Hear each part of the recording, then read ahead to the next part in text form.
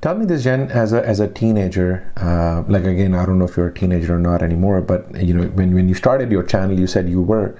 As a teenager with a growing audience and a growing influence, I'm sure you must also have some haters. How did you deal with haters? How do you now deal with haters?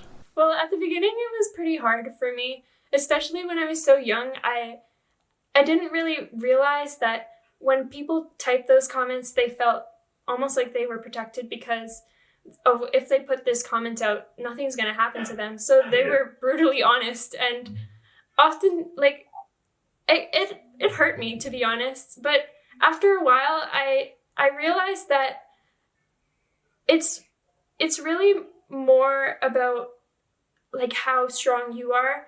You can't let some words get to you because the hate is probably only 1 to 5% of your comments. The other comments are like, wow, great video, there's so much love.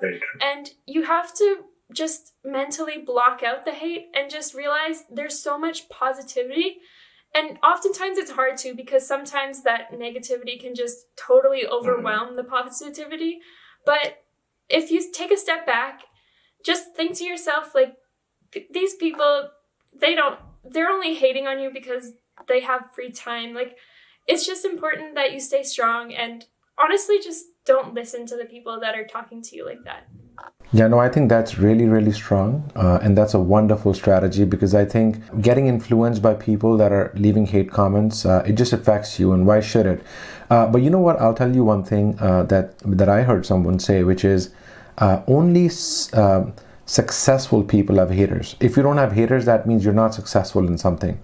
So if you have people giving you hate because they look at you and they're jealous of you, and that's basically what it is.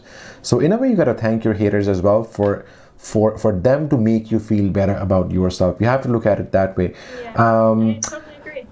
But you know, that's great. I'm really, I think whatever you just said was really, really powerful, because I think a lot of people don't start on YouTube. They don't start on public platforms because they are afraid of the hate that they haven't even started to get. They're not even there yet. They haven't even created content.